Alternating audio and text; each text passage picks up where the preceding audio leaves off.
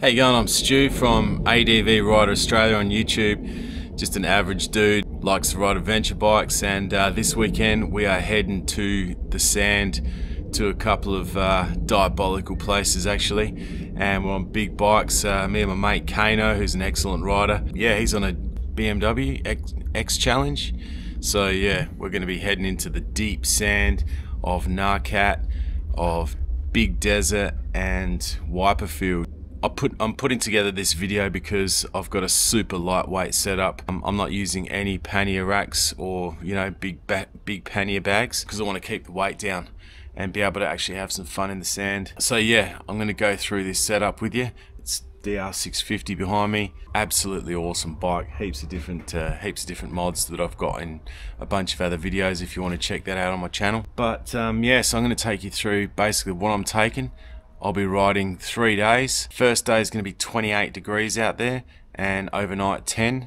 Second day is, well, it's apparently going to rain. Who knows if it will or not. You know what the weather's like these days. The temperature's going to drop right down. It's going to be 2 degrees overnight. So have to try and think about both of those scenarios. Hot one day, freezing cold the next. Also about riding seriously deep, relentless sand for 300 or 400 kilometers. So the bike, all I'm running is I'm going to run my tank bag, which I absolutely hate. It gets in the way, stops you from having correct riding position.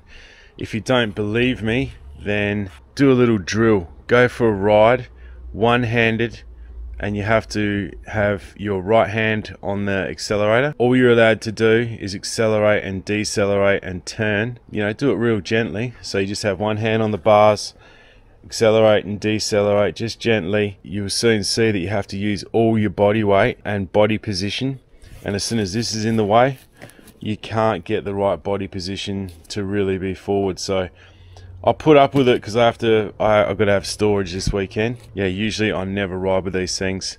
I'd rather have safe body positions that don't tire you out. So you end up just having to hang on to the bars way too much, and you're in a more rear position rather than being in a forward position. I'm running these Giant Loop saddlebags. These are a new addition, had them for about 6 months. Love them. I'm finding that having less storage is making me take less, so that's what I'm doing that for. They strap up really well. You can actually hold quite a bit in them, which is really good.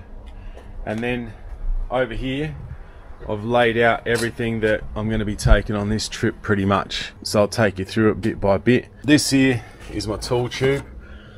So my tool tube pretty much just slides in here. And then you just close the lid. So really easy system. A couple of little bits of wood that are cut round. And then all we've done is we've cut the PVC out. So that you can slide your tools in, and it's obviously a smaller diameter than what the big tube is, so it slides in and out really easy. So in that, pretty much this is like a rig gear tool roll. I've got chain breaker, flathead, Phillips head, something to get my axle nuts off, needle nose prise, side cutters, 2 levers. That's all you really need. Then I've got, so that'll all, besides that, so that all rolls up. In here I've got chain links and also chain clips, so always keep spare ones of them in case you damage your chain. So that then flips over and that all rolls up. Then all this gear here I pack into that tool tube. Goes in there really easily, so not a drama at all. This is it's an Olympus camera. The lens itself is a 12-40. It's small, it's light, it's compact. It actually sits really nicely up here in my tank bag. Here I've got just a charger. It's a 13,000 milliamp mobile phone charger. I got tea, coffee, milk. This is what I boil my water in. So I use a little 360 degree jet boiler and a small gas can.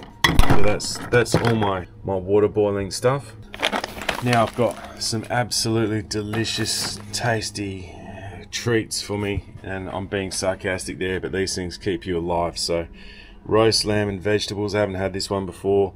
Backcountry cuisine, so you can get these from like Anaconda or BCF or anywhere like that, and look, they're a decent feed.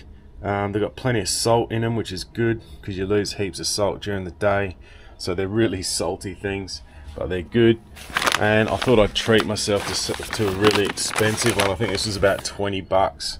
It's a butter chicken, but it's got lots of pretty little photos on it, and you know, it's probably no better than the other one, but I'm a sucker.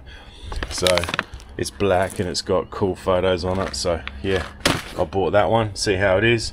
I'll do a comparison when we're out there. I've got 2 water cans for a total of about 1.8 litres there, and then I also have a 3-litre bladder. So I'm also using my OGIO bag as well, so this will be storage. Up here I've got like a triple XL massive spray jacket, which is really good if it does rain. It goes over everything, including my bag. JB World. Now I've got one of those, this is an Outtrack little camping chair that folds out. It's 120 kilos. I've been using it for a fair while. It's really good. This is an Ozcam Hoochie, so if it does rain or if it gets really cold, you can put that over your sleeping equipment, over your bike, whatever you need to do. I think it folds out to about, I reckon about 2.5 by 2, so it's a very handy waterproof canvas basically. String, because we're hitting sand, I'm taking some wider sand pegs as well. I've got as well as some normal sand, some normal tent pegs.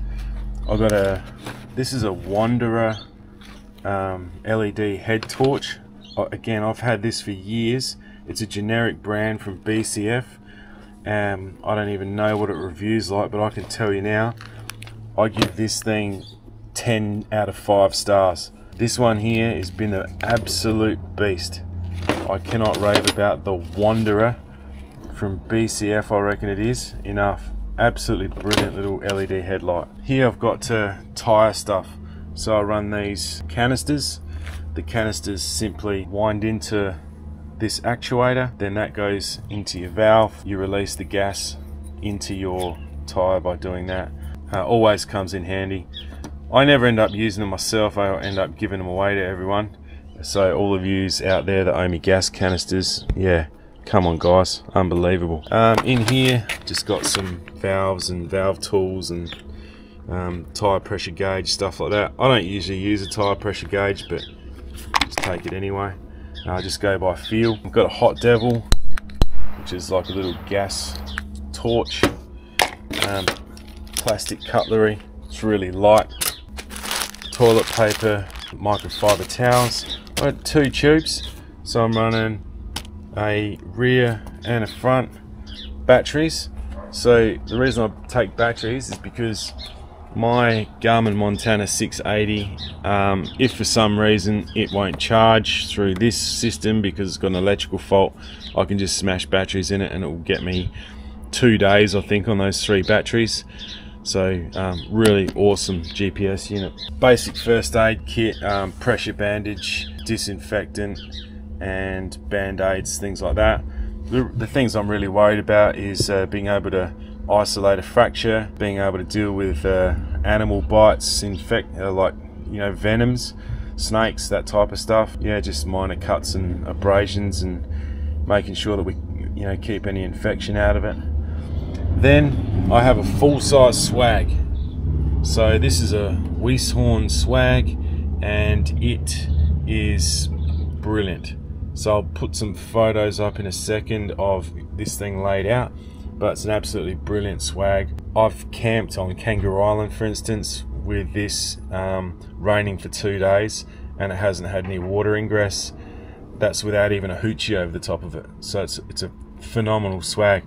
I don't even know if you can get them anymore. Bought it years ago. It was like the cheapest one on Torpedo 7, if you remember that site. It's like a mountain bike, motorbike site in New Zealand that came to Australia and then disappeared again.